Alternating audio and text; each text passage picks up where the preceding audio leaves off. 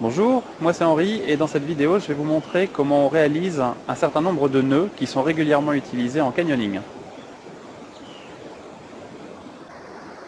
Alors on va commencer avec un nœud basique qui s'appelle le nœud simple. Le nœud simple, c'est un nœud auquel on est tous habitués simplement quand on fait nos lacets. Ce nœud s'appelle parfois le nœud de vache, mais en réalité ce nom désigne également un autre type de nœud, donc il peut être ambigu. Le nœud simple peut être fait sur une corde double, comme ceci. Et dans ce cas, on a un nœud simple avec une boucle et ça donne un ensemble qu'on appelle la queue de vache. Ensuite, voici le nœud de 8.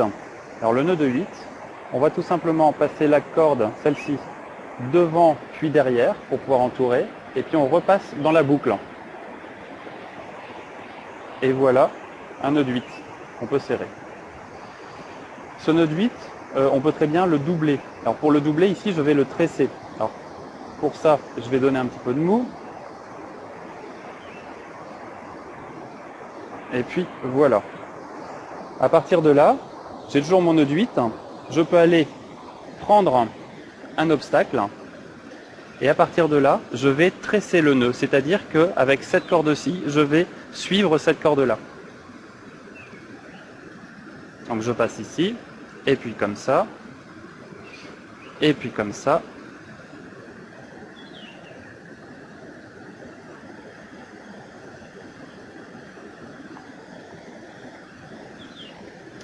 Et voilà.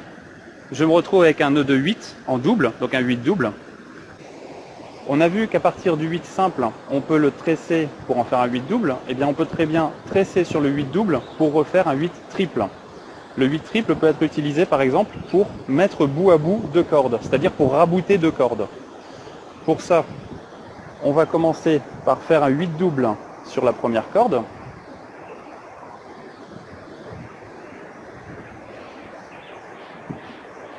Voilà mon 8 double.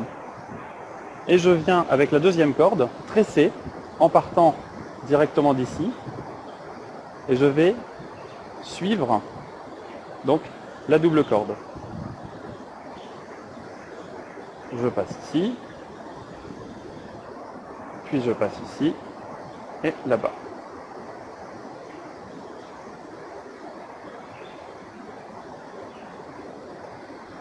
Et voilà. J'ai donc un double 8 et un autre 8 qui est fait ici. Ça donne un nœud qu'on appelle le triple 8 et qui permet de rabouter deux cordes. Ensuite, il y a un nœud qu'on appelle le 9.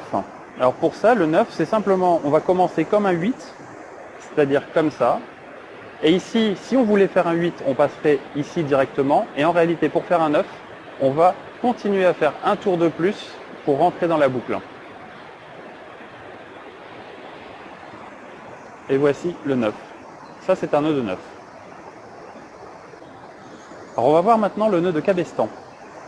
Pour ça, on fait une boucle comme ça et une deuxième boucle exactement de la même manière.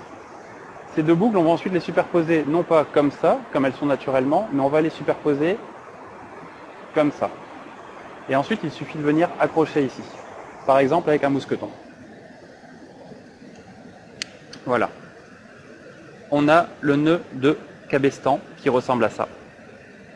C'est un nœud bloquant.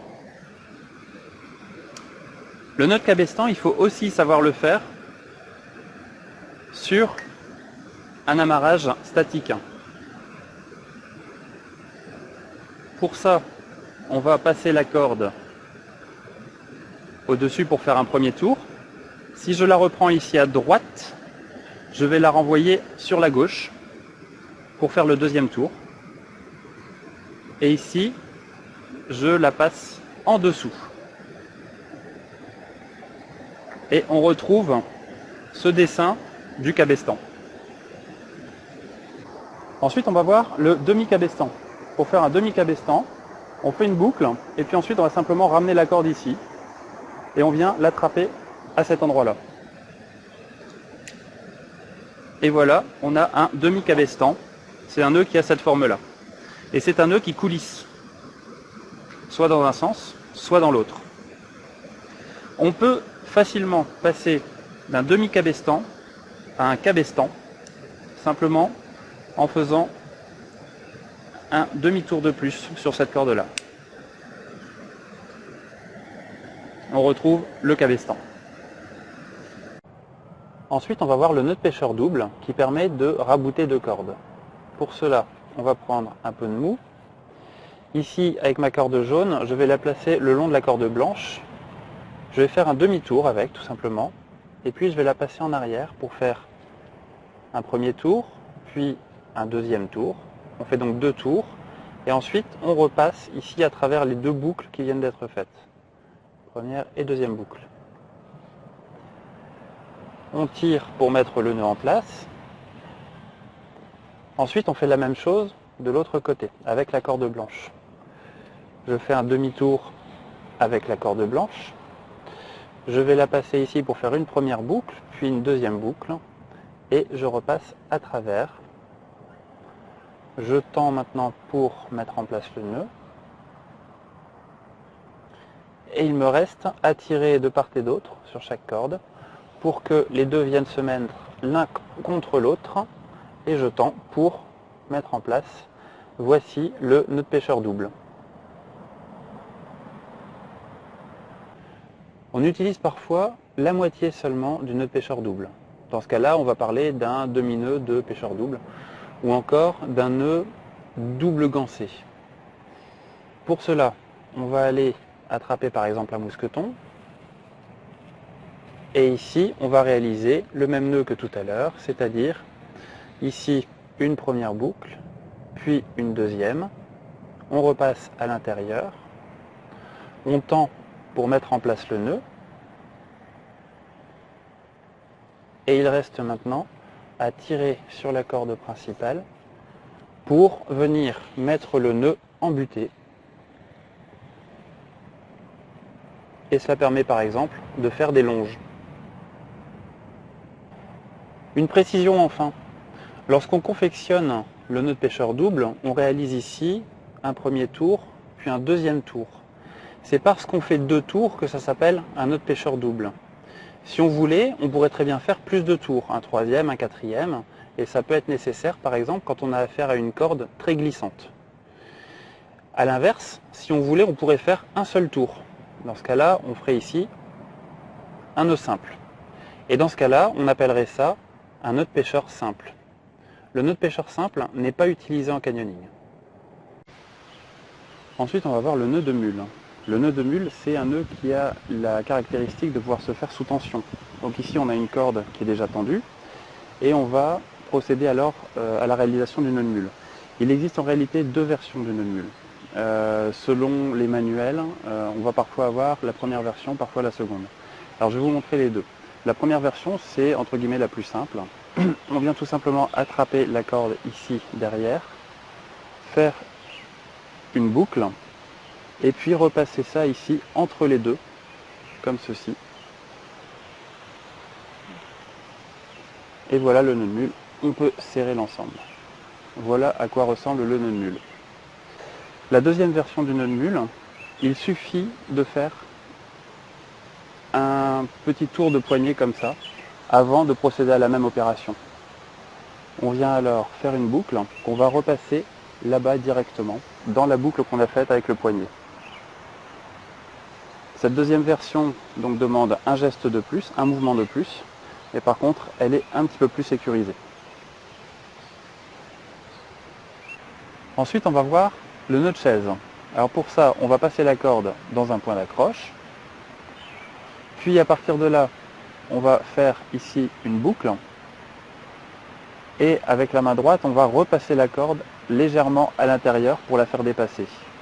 De façon ensuite, avec la corde de gauche, de façon à la repasser à l'intérieur de cette boucle qui dépasse. Il suffit ensuite de tirer sur la corde de droite pour mettre en place le nœud. Et on a ici un nœud de chaise.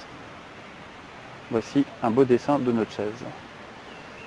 On peut très bien doubler ce nœud de chaise pour faire un nœud de chaise double. Pour ça, en fait, on va faire une deuxième oreille comme celle-là avec la corde restante. Les deux oreilles doivent partir du même endroit et rentrer ici au même endroit. Donc je vais aller chercher ici un deuxième point d'accroche. Et puis, de la même manière que cette boucle rentre ici, eh bien, je vais tresser en rentrant à partir du même endroit. Comme ça, et puis comme ça. Il me reste à tirer pour tendre et mettre en place le nœud. Et voilà le nœud de chaise double.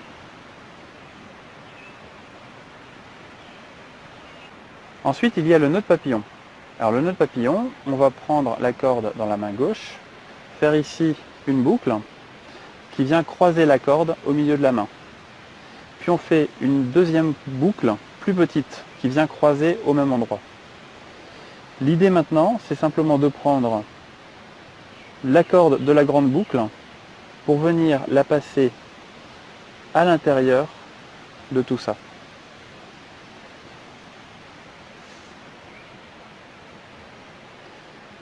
Ici, on a alors le nœud papillon